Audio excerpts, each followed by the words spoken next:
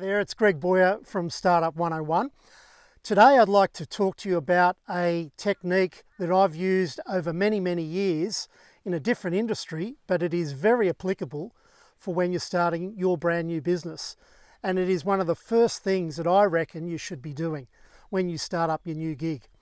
Now, it relates to projects, and that's probably why I got this hard hat on at the moment, just to give you a link, because I used to do a lot of projects in the past, about $2 billion worth in total. So I've learnt all the best project management techniques, and a lot of those techniques are applicable to business.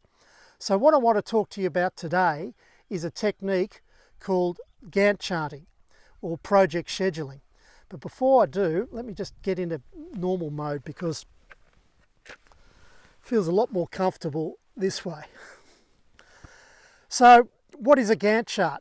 It's effectively a series of activities that have timelines linked against them to complete a project, because a project at the end of the day, I think under the Oxford Dictionary, is a series of tasks or activities that need to be completed to get a desired outcome.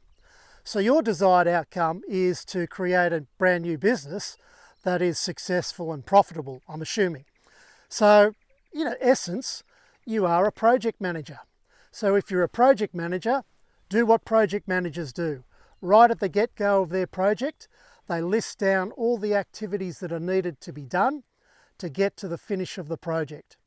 Now, what I'd like to show you today is an example of a Gantt chart. So here we have a very simple pro forma Gantt chart. As you can see, it is effectively a bar chart, a horizontal bar chart that lists headings and then activities underneath those headings. Now, when you're starting your brand new business, I would recommend you break the headings into 3 phases. First phase is your investigation phase. The second phase is your formulation of your business plan.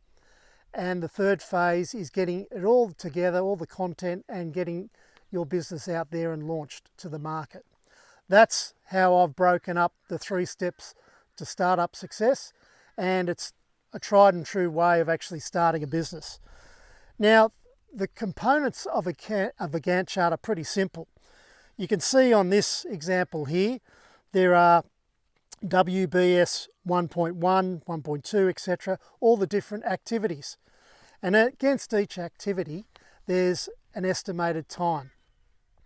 Now, the really cool part about these Gantt charts is that they allow you to then sequence the activities so you know what activity precedes or supersedes the other activity. In other words, you can get the activities in the best sequencing to make the project go as quickly as it can. Now, you'll see on here there's a number of red arrows. One is a start to start. Well, that's showing that activity A and activity B are starting at the same time. You'll see from activity B and C that activity B finishes before activity C starts. In other words, you can't get going with activity C until you've done activity B. I'll throw an example out there. If you've got the idea that you want to get married and you think, rightio, I'm going to go out and book the wedding venue. But then your mate says to you, but hang on, you haven't even proposed to your partner yet. How do you know you're even going to get a wedding? That's an example of going too far down your activities before you've completed the other ones. So in that case there, you've already done activity C and you haven't even got to activity A, as an example. So yeah, these Gantt charts are great because what it gives you, if you formulate all the different tasks that you need to do to finish your project, it can give you an accurate timeline of when you're going to make money. Because that's one of the big failure points of people when they start up new businesses. They run out of money before the actual revenue's been generated. And that a lot of the time is because they haven't gone and thought about how long it was going to take them to get to that point in their business cycle where they're making money. So if you can do this Gantt chart right at the start of your business planning, it'll help you do 2 things that are critical in a project. It'll define the scope or activities that you need to do, It also defines the timeline of how long it's going to take you to complete your project, or in this case, start your business. Now, Gantt charts can be done simply. You can just jot them down on a piece of paper and just scribble, a timeline across it. Obviously, you're going to have to change those a bit. A simpler way is probably using software. You can even use Microsoft Excel. They've got a template in there, I think it's called Task Planning, that allows you to do simple tasks like this. And then there's plenty of other project management software out there that does Gantt charts. I wouldn't recommend those unless you are proficient at project management yourself. You can just use the Excel one to start with. As long as you've got something there that is showing you the best sequencing of all your activities you've got to do to get to your end point of making money. So hopefully that tip has helped you today.